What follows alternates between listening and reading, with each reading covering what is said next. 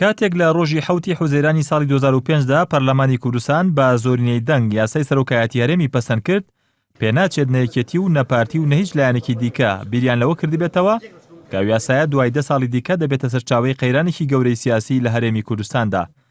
لە ناو یاساکەشدا مادەکانی 2 و 3 سەرچاوەی کێشەکانن. لە مادەی 2 هاتووە کە سەرۆکی هەرێم بە دەنگدانی ڕاستەوخۆی هاوڵاتیان هەڵدەبژێرێت کە ئەمەش ئاماژەیە بۆ ئەوەی سەرۆکی هەرێم ڕاستەوخۆ شەریعەتی لە هاوڵاتیانەوە وەرگرتووە و بەرامبەر بە هاوڵاتیانیش بەرپرسیارە، نەک پەرلەمان.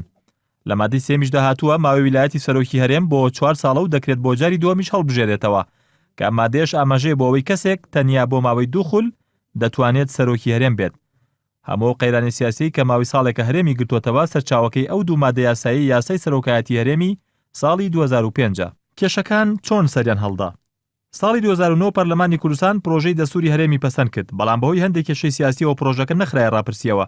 لە خولی سێمی پەرلەماندا ئۆپۆزیسیۆن دروست بوو، سێلایانی گۆڕان یەکگرتو و کۆمەڵ بەشداریان لە حکوومەتدا نەکرد و وەک ئۆپۆزیسیۆن مانەوە.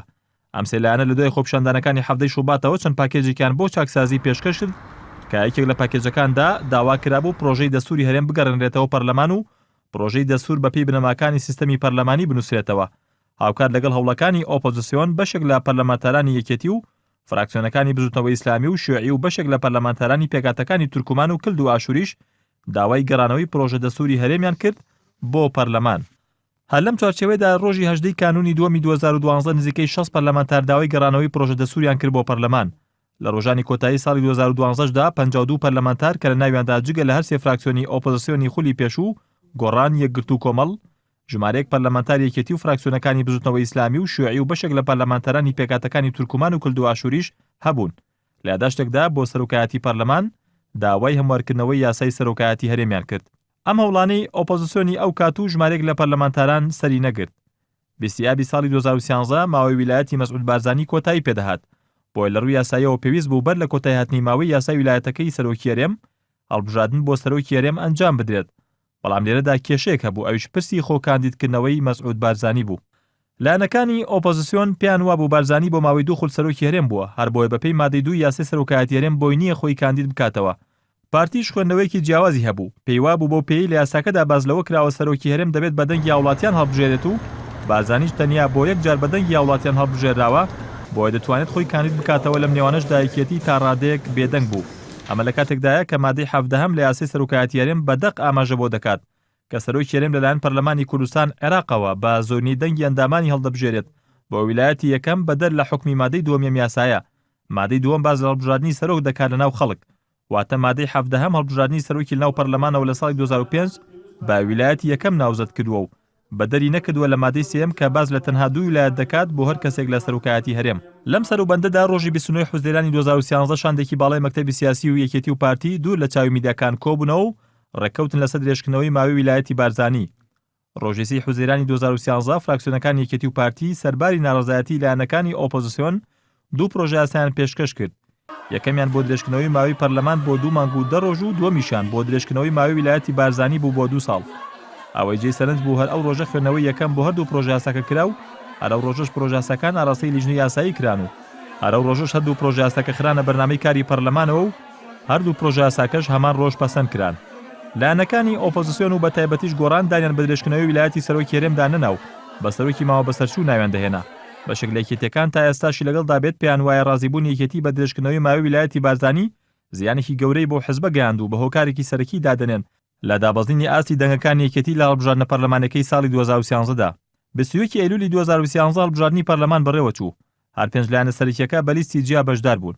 لە کاتی بانگەشەکانی هەڵبژاردننی یەکێتی هاوشێوەی سێ لایەنەکەی ئۆپۆزیسیۆن باسی لە سیستەمی پەرلەمانی و گەڕانەوەی پرۆژەی دەستور بۆ پەرلەمان دەکرد. لە دوای ڕاگەیاندنی ئەنجامەکانی هەڵبژاردن دانووسانەکانی لایەنەکان بۆ پێگەیاندنی حکومەت نزیکەی 8 مانگی خایاند. لایەنەکانی ئۆپۆزیسیۆن بڕیاریاندا بەشداری لە حکومەتدا بکەن.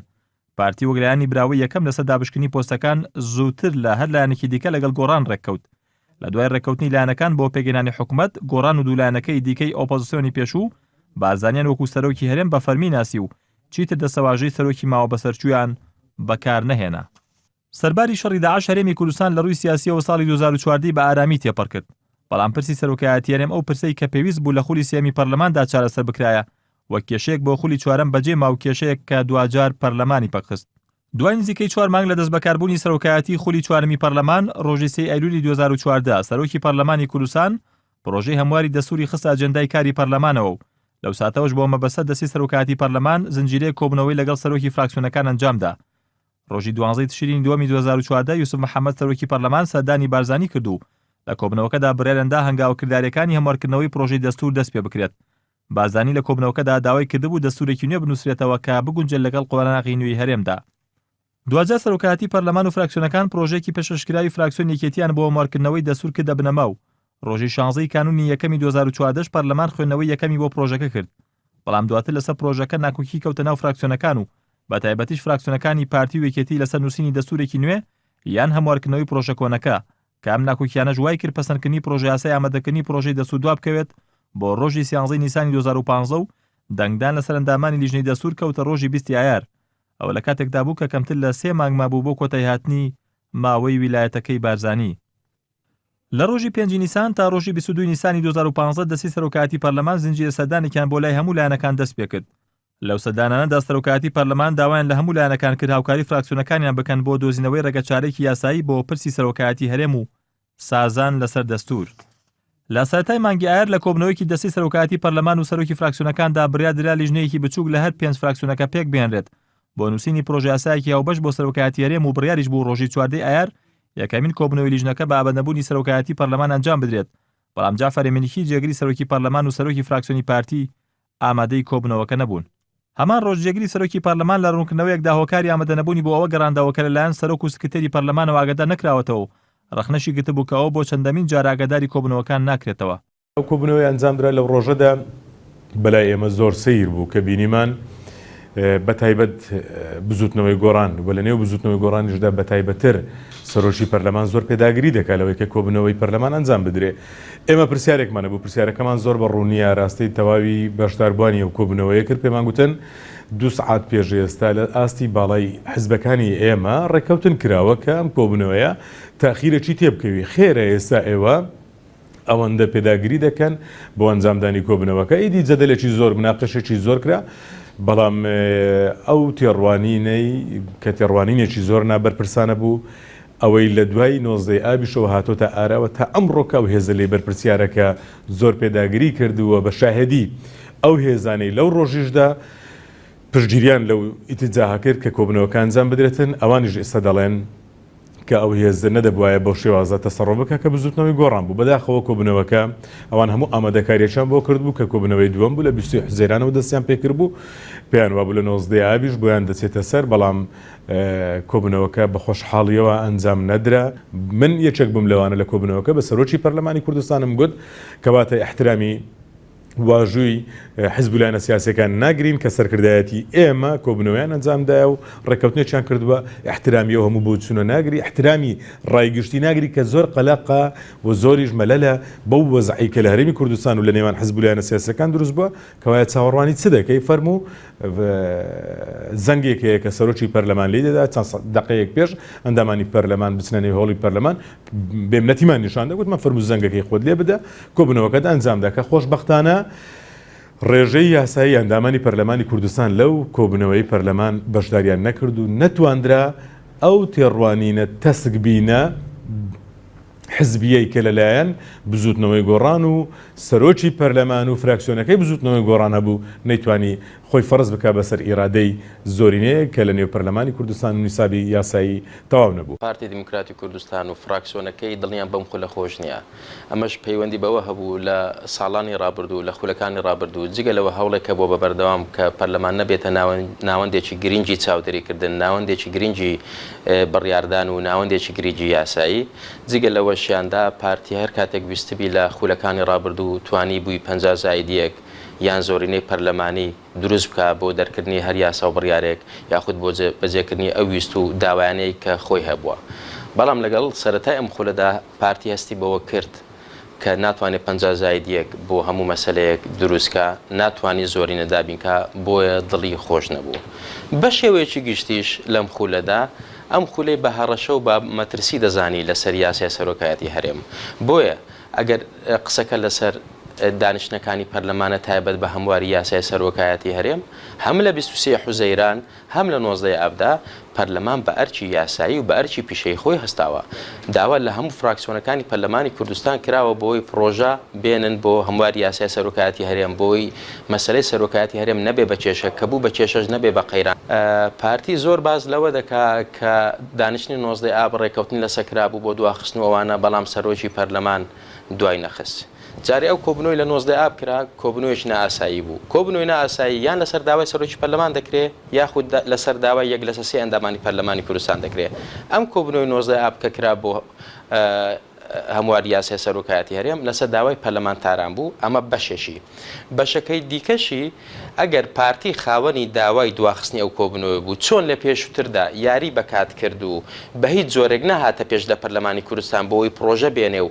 هاوکات و هاوشان لەگەڵ فراکسیۆنەکانی دیکەدا بێکەوە مەسەلەی سەرۆکایەتی هەرێمان لە ڕووی یاسایەوە چارەسەر کردبا چۆن ئەو کاتە نەهاتە پێش لە 19 ئابیش کە ئەو خاوەنی بیرۆکەی دواخستن بوو بە هەموو جۆرێک داوای دەکردووە بخرێ بەڵام لە بەیانیەکەی 19 ئابدا کە کۆبوونەوەی سەرۆک فراکسیۆنەکان و سەرۆکایەتی پەرلەمان کرا پارتی و فراکسیۆنەکەی خۆیان ئامادە نەبوون بچنە خزمەت داواکەی خۆیان دەیانویست هەموو فراکسیۆنەکان بچێتە خزمەت داواکەی پارتی بۆ تەجیل بەڵام خۆیان ئامادە نەبوون بە ڕەسمی داوا لە پەرلەمان و لە ئەندامانی پەرلەمانی کوردستان بکەن بێنە ناو کۆبنەوەکە و لە کۆبنەوەکەدا بەڕسمی داوای دواخستنی دانیشتنەکە بکەن بۆیە ئەو داوایە کە پارتی هەبوو جگە دەویست ئێمە هەمومان بچینە خزمەت داواکەی پارتی بەڵام خۆی ئامادە نەبوو بچێتە خزمەت داواکەی خۆی و فراکسیۆنی پارتی بێتە هۆڵی پەرلەمان و لە کۆبنەوەکە بەشدار بێ و بەڕسمی داوای دواخستنی کۆبنەوەکە بکە بۆیە هەموو ئەوانێک کە باز دەکرێت سەرۆکی پەرلەمان بەم جۆرەی کە پارتی باسی دەکات کۆبنەوەکەی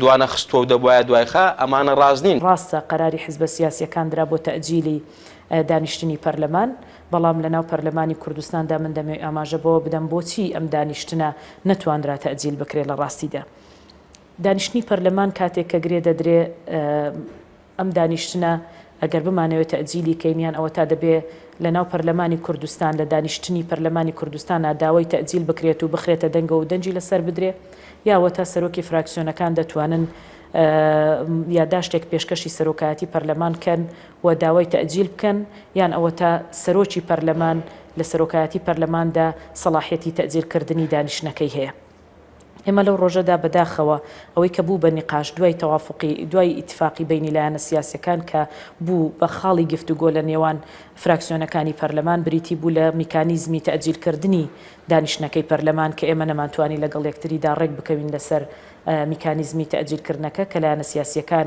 بڕیاریان لەسەردا بوو دوایەوەی کە ئێمە ئاگدار کراینەوە دەبێ ئەم دانیشتنە تەجیل بکرێ من بەش بە حاڵی خۆم و سەرۆکی فراکسیۆنی یەکێتی لەگەڵ برادرانی خۆم لە مەکتەبی سیاسی پەیوەندیم کرد کە ئێوە هیچ میکانیزمێکتان دیاری کردووە ئەوان وتیان وا بڕیارە کە سەرۆکی پەرلەمان دانیشتنەکە تەجیل بکە دوای ئەوەی کە ئێمە دانیشتنی فراکسیۆنەکانمان کرد برادرانی پارتی یەکەم جار نەهاتنەدا ناو دانیشتنی فراکسیۆنەکانەوە بۆ تەجیلکردنی دانیشتنی پەرلەمانی کوردستان ئێمە بەشێک لە سەرۆکی فراکسیۆنەکان چوین تەکلیفمان لێکردن کە ئێمە بابین هەمومان ئەندامی پەرلەمانین فراکسیۆنی پەرلەمانین ئێستا قرارێک دراوە لەلایەن حیزبەکانمانەوە بۆ تەجیلکردنی دانیشتنەکە فەرمونوەرن ئێوە ڕای خۆتان بڵێن چونکە ئەم داوایە لە ئەساسدا داوای پارتی دیموکراتی کوردستانە بۆ ئەوەی کە دەرفەتێک ینی بڵێن دانیشتنەکە تەجیل بکرێ و لایەنەکان لە دەرەوەی دەسەڵاتی پەرلەمانی کوردستان بگەنە ڕێکەوتن بەڵام برادرانی پارتی لە ڕاستیدا حزوری ئەویان نەبوو یا خود ئامادەجی ئەویان تێدا نەبوو کە ئەوان داوای تەجیلی دانیشتنی پەرلەمانی کوردستان بکەن و لە بەرامبەریشدا سەرۆکی پەرلەمان وتی من داوای تەجیلکردنی دانیشتنی پەرلەمان ناکەم بۆیە ئێمە بەش بە حاڵی خۆمان وا بڕیاردرا کە دانیشتنەکەی پەرلەمان ئەنجام بدرێ بەڵام بەداخەوە ئێمە لە 19 ئابدا نەمانتوانی نیسابی قانونی تەواوکەین بۆ هەمواری یاسای سەرۆکایەتی هەرێم من بۆ مێژوژ یەکەم جار شتێککە بە کەناڵەکەی جەنابتان ناڵێم ئێمە بۆ تەرحێکی تریشمان خستە بەردەم فراکسیۆنی پارتی وەکو ئەو فراکسیۆنانە کە ئێوە وەرنە ناو هۆڵی پەرلەمان داوای دواخستنی ئەم کۆبوونەوەی بکەن ئێوە 38 پەرلەمانتارن ئێمە فراکسیۆنەکانی تر ممتەنی عبینواتە دەنگدانی پێچەوانە نادەین بۆ ئەوەی کە ئەم کۆبوونەوە بە شێوەی ئوسوڵی و قانونی تەجیل بکرێ بەداخەوە ئەو داوای ئێمەشیان ڕەت کردەوە وتیان ئەگەر ئێمە هەربینە ناو هۆڵی کۆبوونەوە دیارە جۆرەکە لە دانپیانان بەو یاسایانە ئەوە بوو دەستەی سەرۆکایەتی پەرلەمانیش سەڵاحێتی هەبوو کە کۆبوونەوەکە دواخە، بەڵام ئەوانیش دوایان نەخست و فراکسیۆنەکانی تریش بە هەمان شێوە ئامادە نەبوون کە کۆبوونەوەکە دواخن. سەرکردایەتی یەکگرتووی ئیسلامی کوردستان هیچ بڕیارێکی نەدا بۆ فراکسیۆنەکە. بە درێژایی ڕۆژی پێشووتر سەرکردایەتی یەکگرتوو 18 مانگ لە کۆبوونەوەیەدا بوو و 3 وادەیدا بە فراکسیۆن کە سەرکردایەتی لەگەڵ فراکسیۆنا دانیشێ، بەڵام بەهۆی درێژبوونەوەی کۆبوونەوەی حیزبەکان لە هۆڵی سەعەد عەبدوڵڵا ئەو کۆبوونەوەی نێوان فراکسیۆن و سەرکردایەتی یەکگرتوو ئەنجام نەدرا. بۆ بەیانیەکەی کە گەیشتوونە ئەو ڕێکەوتنەکە دانیشتنەکە تەعجیل ببێ، بەشێک لە ئەندامانی فراکسیۆن ڕیان وابوو ئیتر تەواو مانای وایە کۆبوونەوە ناکرێت بۆیە سەربەخۆ گەڕابوونەوە. واتە سەرکردایەتی یەکگرتوو هیچ بڕیارێکی بۆ ئێمە نەبووە بە چوونی ناوهۆڵی پەرلەمان یاخود نەچوون، بەڵکو ئەو پابند بۆ بەو بڕیاری کە حیزبەکان لە هۆڵی سەعید عەبدوڵڵا لەسەر ڕێکەوتون.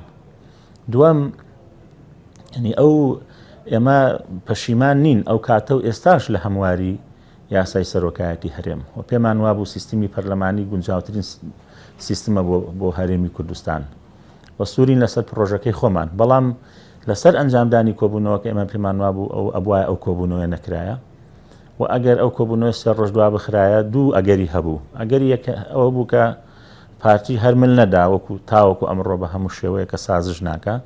ئەگەری دووەمەوە بوو کە پارتی سازشی زۆر گەورە بکە بێجگە لە کورسیەکەی کاک مەسعود بارزانی لەسەر مەسەلەی نەوت و لەسەر مەسەلەی ئیسلاحات و چاکسازی و زۆر بواری تر ینی علاقات و پەیوەندی سازش بکە بۆ لایەنەکان.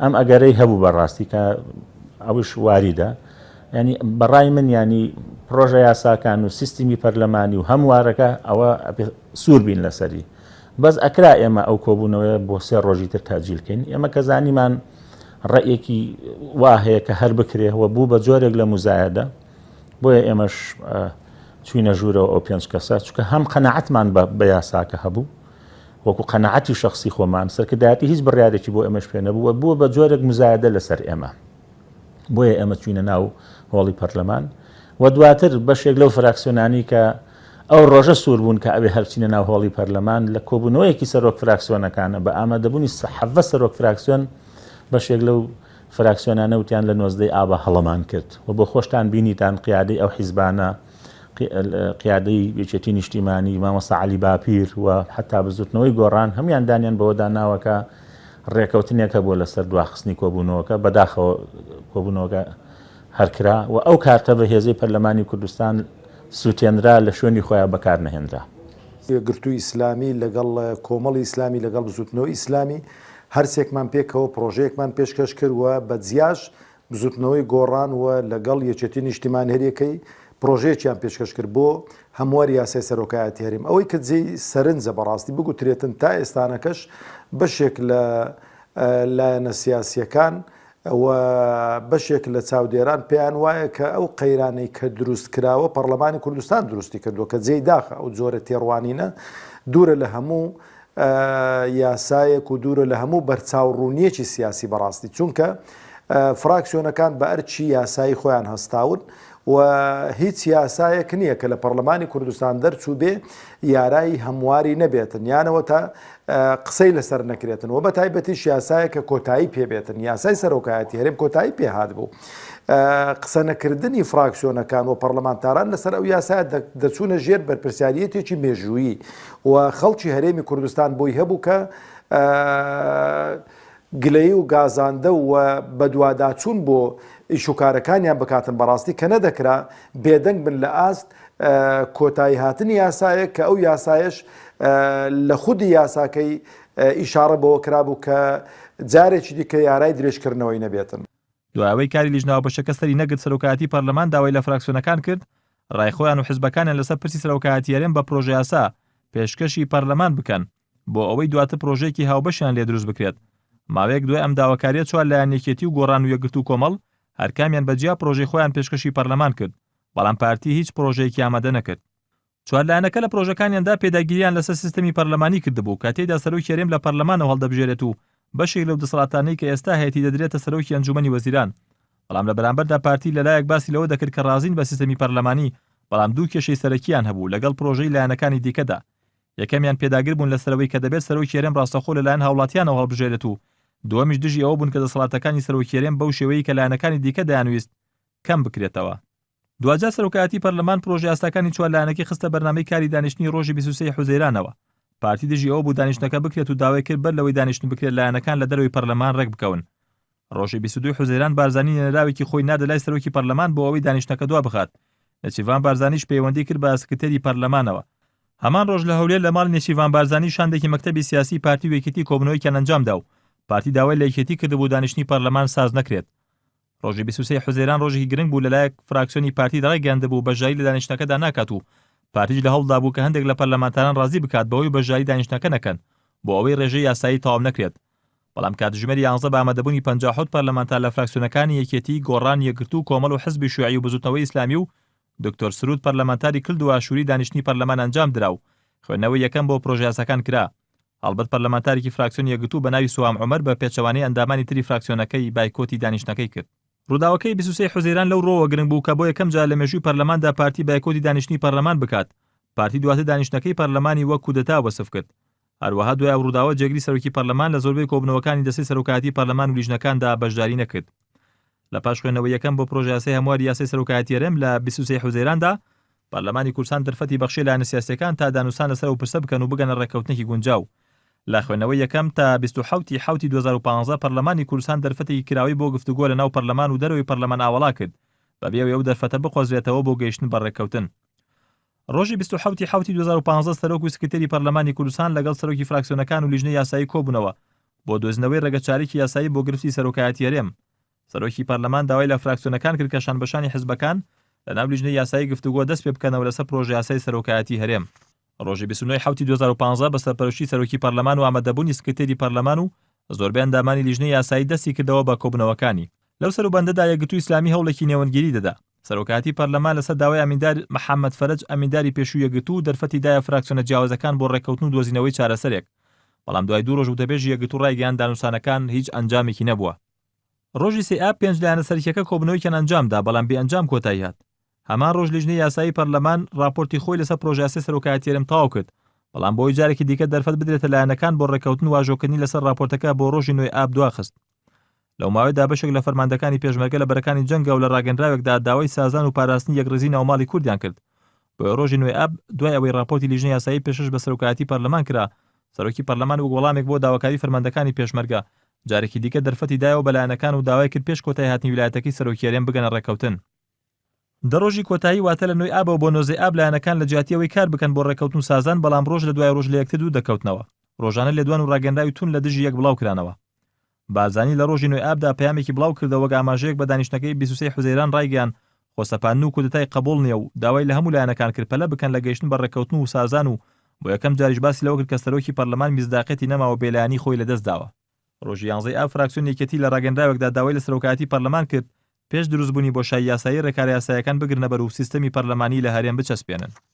ڕۆژی 13 دیندار نەجماندۆسکی ئەندامی سەرکردایەتی پێشووی یەکگرتوو لە دۆگ ڕایگەیان 4 پەرلەمانتاری فراکسیۆن یەکگرتوو بەژاری لە کۆبنەوەی پەرلەمان ناکەن بۆ ئامۆرکردنەوەی یاسای سەرۆکایەتی هەرێم. ڕۆژی 14 ئەنجومەنی سەرکردایەتی پارتی ڕاگەندراوێکی بڵاو کردەوە کە سەرۆکی پەرلەمان شریعەتی خۆی لەدەست داوە. هەمان ڕۆژ نووسینگەی سەرۆکی پەرلەمان لە ڕاگەندراوێکدا ئاماژەی بۆ داهێژ لایەنێک بە پارتیشەوە بۆی نییە دەستوێردان لە کاروباری پەرلەماندا بکات و باسی لەوەشت لە ڕۆژی 9 بەوە ئەوە سەرۆکی هەرێمە کە شریعەتی نامێنێت نەک سەرۆکی پەرلەمان. بەڕاستی خوێندنەوەی یەکەم بۆ پرۆژە یاساکان ئەمەی نەهێنا کە لە دوێنێەوە ئەم هەموو هەڵای ئەعلامیە گەورەی لەسەر کرا، ئەم هەموو فشارە لەسەر پەرلەمانی کوردستان ویسترا دروست کرێ. ئەمە کارێکی زۆر هەڵەیە، ناتوانرێ هیچ ئیرادەیەک لە دەرەوەی پەرلەمان ئیرادەی پەرلەمانی پەک بخا. پەرلەمان خاوەنی شەرعیەتی ڕاستەقینەی خەڵکی کوردستانە، خاوەنی دەنگی ڕاستەقینەی خەڵکی کوردستانە. هەمووی هێزەکان، هەموو پۆست و بەرپرسیارەتەکان لە هەرێمی کوردستان، هەموو دەسەڵاتەکان شەرعیەت لە پەرلەمانەوە وەرەگرن. بۆیە ئەمڕۆ پێویست بوو شەرعیەتی پەرلەمان بەردەوام بێ و کاری خۆی بکە. ڕۆژی 15 دوای ئەوەی ڕێگری کرا لە چەند پەرلەمانتارێکی گۆڕان لەوەی بچنە هەولێر، فراکسیۆنەکانی یەکێتی و گۆڕان و یەکگرتوو کۆمەڵ لە ڕاگەندراوێکی هاوبەشدا هەڕەشەکردنیان لە پەرلەمانتاران ئیدانە کرد. ڕۆژی 16 بارزانی جارێکی دیکە داوای لەلایەنەکان کرد کۆ ببنەوە پێش 20 چارەسەرێک بدۆزنەوە. هەمان ڕۆژ 9 پەرلەمانتەریادا شتێکیان ئاڕاستی سەرۆکایەتی پەرلەمان کرد و تێدا داوایان کرد دانیشتێکی نائاسایی بۆ ئامۆرکردنەوەی یاسای سەرۆکایەتی هەرێم ئەنجام بدرێت. ڕۆژی 17 ئەنجومەنی شورای هەرێم لە ڕاگەندراوێکدا ڕایگەیان دوای 9 سەرۆکی هەرێم بەردەوام دەبێت لە ڕاپەڕانی ئەرکەکانی تاغڵبژاردننی داهاتوو ئەم ڕادەربڕینەی ئەنجومەنی شورا لەسەر داوای جعفەر ئێمنیکی جێگری سەرۆکی پەرلەمان بوو کە بێ ئاگاداری سەرۆکی پەرلەمان داوای لە ئەنجومەنی شورا کردبوو ڕای خۆی دەرببڕێت لەسەر پرسی سەرۆکایەتی هەرێم.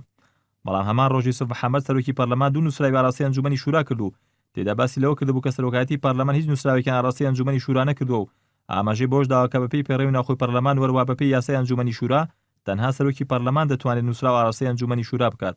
ئێمە لە پارتی دموکراتی کوردستان و فراکسیۆنی پارتی دموکراتی کوردستان زۆر نیگەران بووین بەوەی کە تەوافق لەلای ئێمە ببووە مەبدە بوو بە پرەنسیب لەم خولەدا، بەڵام بەداخەوە لەلایەن بزوتنەوەی گۆڕانەوە پێشلکاری دەرحەق بە هەموو ئەو بنەمایانەکرا کە ئەو ڕێکەوتنانەوە و تێگەیشتنەوە بەشانێکە لە نێوانماندا بوو. بەتایبەت لە ڕۆژی 19 ئاب ئێمە لە شەوەکەی تا برەبەیان و تا سعات هەفتی بەیانی هەموو هێزوو لایەنە سیاسەکان لە ئاستی باڵادا بە گۆڕانیشەوە لە ئاستی باڵادا بە چاودێری نوێنەری وڵاتی یەکگرتوەکانی ئەمریکا و بەریتانیا UN لەگەڵمان بەشدار بوون لە کۆبنەوەک کە تا سعات هەفتی بەیانی گەیشتنەوە ڕێکەوتنەی چەند ڕۆژێک بۆ ماوەی 2 ڕۆژ 3 ڕۆژێک کۆبنەوەی پەرلەمان تاخیر بکرێت و تەعجیل بکرێتن تا دەگەینە سیغەیەک و تەوافقێک لە نێوان هێزوولایەنە سیاسەکان.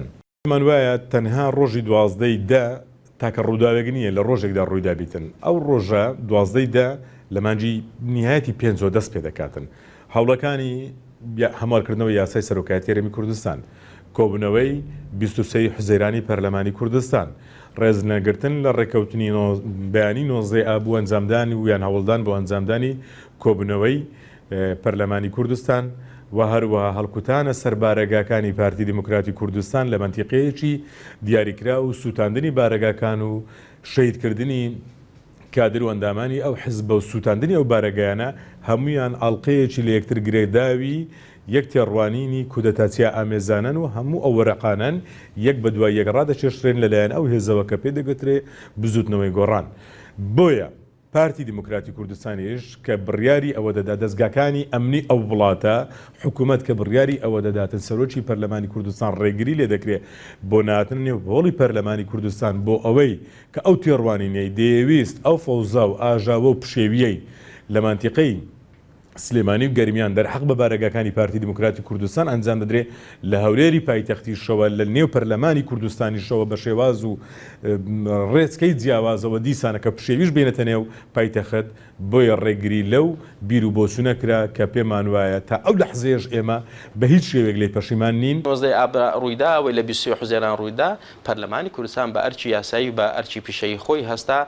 ئێستاش لە هەرێمی کوردستاندا تاوەکو پەرلەمانی کوردستان دەست بەکار نەبێتەوە و یاخود تاوەکو پەرلەمانی کوردستان کارە نەبێتەوە هیچ پرۆسەیەک یاسایی بوونی شەرعی بوونی خۆی وەرناگرێ.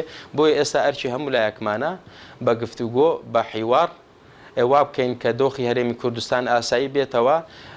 لە ئاسایبوونەوەی دۆخەکەشدا بێگومان هەنگاوی یەکەم دەست بەکاربوونەوەی پەرلەمانی کوردستانە بۆی پەرلەمانی کوردستان بکەین بەم ناوەندە گرنگەی یاسایی و سیاسی و بڕیاردان لە هەرێمی کوردستان. لە یاسای کۆمیسیۆنی باڵی هەڵبژاردنەکان، لە یاسای پرۆژەی ئامادەکردنی دەستوری کوردستان، لە هەموارکردنی یاسای خۆپیشاندان، لە یاسای هەمواری یەکەمی یاسای وەزارەتی خوێندنی باڵا، لە یاسای سندوقی کوردستان بۆ داهاتە نەوتی و گازیەکان پارتی سەخڵەت بوو، پارتی ناڕەحەت بوو، بە جۆرێک لە جۆرەکان لەگەڵ نەبوو یان هەندێک زار تش دەبوو.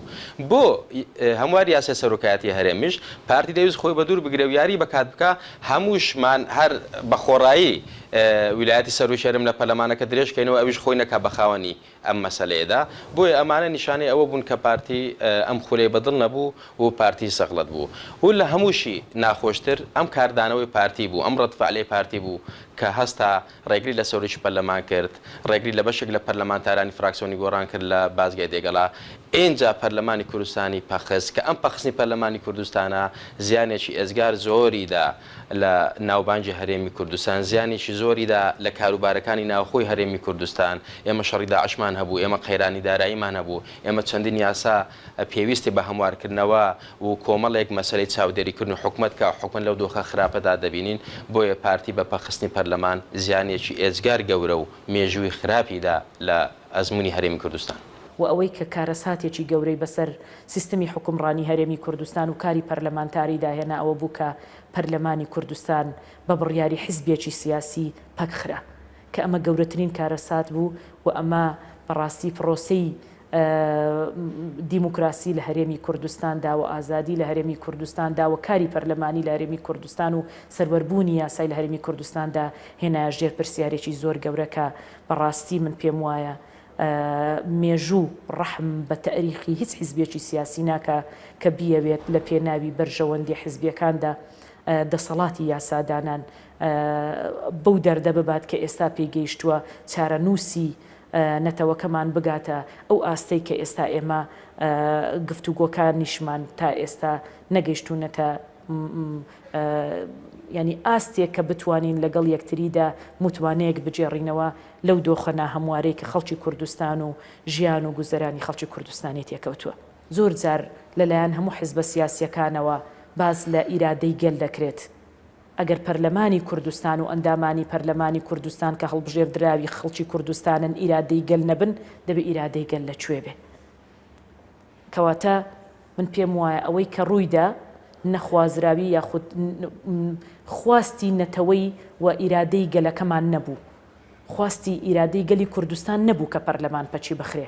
خواستی ئیرادەی گەلی کوردستان نەبوو کە دۆخی هەرێمی کوردستان لە دوای 19 ئابەوە بەم ئاقارەدا ببرێ کە ئێستا گەلەکەمانی تێکەوتووە. ئەبواە سەرۆکی پەرلەمان ئەو کۆبوونەوەی تەعجیل کردایە بەلایانی کەمەوە ئەم بیانووی پارتی ببڕایە. دوو ڕۆژی تر وەک ئەوە تا ئێستا ئەمە ساڵێکیش لە دۆخەکە تێپەڕی ئەگەر سەرۆکی پەرلەمان تەنها مووقیفێکی تەسجیل کردووە هیچی تر بەڵام هیچ لە دۆخەکە نەگۆڕا و ئاڵۆستر بووە ئەو بیانۆش ببڕایە بزانین ئایا دوای ئەو سێ ڕۆژە پارتی ملەدا بەسازان ئەبوایە ئەو کۆبوونەوەی دواخستایە. یعنی من لە غەیری کۆبوونەوەی 19 ئاب کە تێبینیم لەسەر جەنابی سەرۆکی پەرلەمان هەیە ئەدای وە سەرۆکی پەرلەمان ئەدایەکی ڕووسورکەر بووە و بە هەموو شێوەیەک هاوکاری بەڕێز دکتۆر یوسف بووین و یەکێک بۆ لە سەرۆکە نەوعیەکانی پەرلەمانی کوردستان بەڕای من تا بڵێ کەسێکی پاک کەسێکی نەزیه و لەگەڵ هاوڕەکانیە هەمیشە تەبا و ڕاوێژیان پێەکە بەڕای من ئەگە تەقیمێکی ئەو دوو ساڵی ڕابردووی پەرلەمان بکەم تێبینی من هەرتەنها لەسەر دواخستنی ئەو کۆبوونەوە بوو احترامان بۆ ئیتیفاقی حیزبەکان چونکە ئێمە خۆمان ئەخەڵەتێنین ئەگەر بڵێن جیاوازین لە حیزبەکانمان ئێمە بە دەنگی حیزبەکانمان ڕۆیشتوین تا حەداکەم هەموو ئەم 111 پەرلەمانتاری کە ئەمڕۆ هەن بە خۆشمەوە با بەسەر بەخۆ خۆمان هەڵبژێریم زانین دەرەچین خەڵک لە ڕێی حیزبەکانمانەوە دەنگەدا بە ئێمە نوێنەرایەتی حیزبەکەین ئێمە چوینە پەرلەمانەکانی ئەوروپا لەوێژ عیب نییە نوێنەرایەتی حیزبەکان لە ناو پەرلەمانە هەبێ هەمووی گرنگتر ئەوەیە کە ئەم خولەی پەرلەمان قوربانی ئەو دۆخە بوو ئەوە ئێمە نەبووین کە ڕوبەڕووی پرۆژە یاسایەک بووینەوانێک کە وادەی کاک مەسعود بارزانی لە 28 2015 کۆتایی پێدێ ئەوە یەکێکە لە هەڵەکانی خولی سێمی پەرلەمانی کوردستان ئەگەر ئەو وادیان هەر درێژ دەکردەوە با تا 2007 و لەگەڵ هەڵبژاردننی داهاتوە ئەوە بەڵام وەکو بۆمبێکی چێنراو لە نیوەی خولەکەیە بەجێ هێڵن بۆ ئێمە ئەبووە چمان کردایە. برادەرانی فراکسیۆنی پارتی قەناعەتیان وا بۆ کە ئەو دانیشتانە لە بەرژەوەندی خەڵکی هەرێمی کوردستان دانین لە بەرەوەندی هەموو هەوڵ و جوهدێکی خۆیان سەرف کرد بۆ ئەوی کە ئەو دانیشتنەکرێتن و ئێمەش بە پێچەوانەی برادەرانی فراکسیۆنی پارتی قەناعەتمان وا بوو ئەوە لە بەرژەوەندی خەڵکی هەرێمی کوردستاندا لە بەرژەوەندی لایەنە سیاسیەکاندا لە بەرژەوەندی دەستا و دەستکردنی دەسەڵاتدا لە هەرێمی کوردستان لە ئێستا و لە داهاتوشدا. فراکسیۆنی یەکگرتووی ئیسلامی سەرۆکی فراکسیۆنیان وەکو ئێمە ڕۆڵێکی زۆر چالاکی بینی و ڕۆڵێکی جوامێرانەی بینی و ئەتوانم بڵێم ئەوەی کە لە توانایدا بوو کردی بۆی ئەو دانیشتانە سەر بکەون بەڵام ناکرێ ئیشارە بە حزبێکی تایبەت بکرێتن بۆ نمونە بڵێن یەکگرتووی ئیسلامی بۆتە هۆکارێک کە ئەو دانیشتن نا هەموو لایەنە سیاسیەکان بە گۆڕانیشەوە بە کۆمەڵی ئیسلامیشتەوە بە یەکگرتووشتەوە بە یەکێتیش و بە پارتیشەوە هەموو ئیتیفاقیان کرد کە ئەو دانیشتنە نەکرێتن بەڵام ئەوەی کە خاڵێک بوو کە بەڕاستی قابلی قبول نەبوو حیساب نەکردن بوو بۆ پەرلەمان و بۆ پەرلەمانتاران و بۆ دەستەی سەرۆکایەتی پەرلەمان بەبێ ئەوەی کە هیچ مەشوەرەتێک لەگەڵ دەستەی سەرۆکایەتی پەرلەمان بکرێت لەگەڵ فراکسیۆنەکان بکرێت بڕیاریان بۆ پەرلەماندا کە پەرلەمان دانیشتن نەکاتن ئەگەر هاتبا و قەناعەتم وایە ئەو لایەنە سیاسیانە بە دیدێکی وەکو بڵێ فراوانتر یان دووربینتر بڕیاریان دابایە یعنی لەگەڵ بڕیارەکەی خۆیان کردبا پێشنیار بۆ پەرلەمانی کوردستان و لەگەڵ دەستەی سەرۆکایەتی و لەگەڵ سەرۆکی فراکسیۆنەکان دانیشتبانە بە لێک تێگەیشتن با قەزیەکان قەناعەتم وایە بەو ئاقارەیدا نەدەڕۆی. ڕۆژی هەژدە پارتی پرۆژێکی پێشکەشی لایەنەکانی دیکە کردوتەی دەجەختی کردبەوە لە مانەوەی بارزانی وەک سەرۆکی هەرێم و پێشنیازیشی کردبوو پرسی دەسەڵاتەکانی سەرۆکی هەرێم بە لیژنەی دەستوری بسپێرێت و سەرۆکیش هەر لەلایەن خەڵکەوە هەڵبژێرێت نەک لە پەرلەمانەوە. ڕۆژی هەژدە باسباسی دواخستنیان ئەنجامدانی دانیشتنی پەرلەمان بوو. شەوی هەژدە لەسەر نۆزەی مانگ لە هۆڵی سەعاد عەبدوڵڵا لە هەولێر کۆبنەوەی پێنج لایەنەکە بە بەشداری برێت ماکگۆرک نوێنەری ئۆباما بۆ هاوپەیمانیەتی نێودەوڵەتی دژی داعش بەڕێوە چوو. دوای کۆبنەوەکە ڕاگەنرا دانیشتنی پەرلەمان بۆ ڕۆژی 23 دوا دەخرێت و لەو ماوەیەدا دانووسانەکان بۆ ڕێکەوتن بەردەوام دەبێت. بەڵام ڕۆژی 90 هەرسێ فراکسیۆنی یەکێتی گۆڕان کۆمەڵ ڕایان گەیاند دژی دواخستنی دانیشتنی پەرلەمان و لەناو فراکسیۆنی یەکگرتووش بۆ چوونی جیاواز هەبوو. فراکسیۆنی یەکگرتوو دوجار ڕای گەیاند لەگەڵ دواخستنی دانیشتنی پەرلەمانن، بەڵام 5 پەرلەمانتاری یەکگرتوو ئامادەی دانیشتنی پەرلەمان دەبن. فراکسیۆن یەکگرتوو لایەنەکانی گۆڕان و یەکێتی و کۆمەڵی بە مزایدەی سیاسی تۆمەتبار کرد. بەو پێی حزبەکانیان شەوی ڕابردوو ڕازی بوون بۆەوەی کە دانیشتنی پەرلەمان دوا بخرێت. هەروەها فراکسیۆنی پارتی ڕایگەیاند کە ئەوان بەتەنها داوای دواخستنی دانیشتنی پەرلەمان ناکەن، بەڵکو پێویستە هەموو فراکسیۆنەکان داوای دواخستنی دانیشتنەکە بکەن. بەڕێز سەرۆکی پەرلەمان 53 ئەندام پەرلەمان ئامادەی دانیشتنی نائاسایی. بەم شێوەیەش فراکسیۆنەکان نەگەیشتنە ڕێکەوتن لەسەر دواخستنی دانیشتنی نائاسایی پەرلەمان. دوجار دانیشتنی پەرلەمان بەهۆی تاوانەبوونی ڕێژەی یاساییەوە دواخرا و تەنیا 53 پەرلەمانتار ئامادەی دانیشتنەکە بوون. لە ڕۆژانی دواتردا کۆبنەوە پێنجقۆڵەکان دەستی پێکرد و نۆ کۆبنەوەی پێنجقۆڵی ئەنجامدرا. لە کۆبنەوەی هەشتەمدا چوارلایەنەکە دوو پێشنیازی نوێیان خستە بەردەم پارتی و ڕایان گەیاند پارتی هەر کام لەو دوو پێشنیازە قبوڵ بکات ئەوان پێی رازین. پێشنیازی یەکەمەوە بوو سەرۆکی هەرێم لە پەرلەمانەوە هەڵبژێرێت بەدەسەڵاتی زۆرەوە و پێشنیازی دووەمیش ئەوە بوو سەرۆک لەلایەن خەڵکەوە هەڵبژێرێت بەدەسەڵاتی کەمەوە، بەڵام دوجار پارتی پێشنیازەکەی قبوڵ نەکرد. لە کاتی کۆبنەوەی نۆیم لە ڕۆژی هەشتی ئاب لە شاری جوانی سلێمانی خۆپیشاندانەکان دەستی پێکرد. خۆپیشاندانەکانی سلێمانی دواتر تەشەنەی چەند بۆ قەڵازێ و گەرمیان و تێیدا هێرش کرایە سەر بارەکەکانی پارتی و چەند هاوڵاتێکیش کوژران. مەکتەبی سیاسی پارتی لە ڕاگەنراوێکدا نەوشیروان مستەفا و گۆڕانی تۆمەتبار کرد بە ئاراستەکردنی خۆپیشاندەران. ئەم ئاڵۆزیانە دوجار بۆ هۆی ئەوەی ڕۆژی 12 ئۆکتۆبەر پارتی لە بازگەی پردەی ڕێگری بکات لە چوونەوەی سەرۆکی پەرلەمان بۆ هەولێر و بەم شێوەیە دامەزراوی پەرلەمان پەک خراو تا ئێستاش کە ساڵێک بەسەر ڕووداوەندا تێپەڕ دەبێت لایەنەکان نەیانتوانیەوە پێکەوە دانووسان بکەن و کێشەکان چارەسەر بکەن.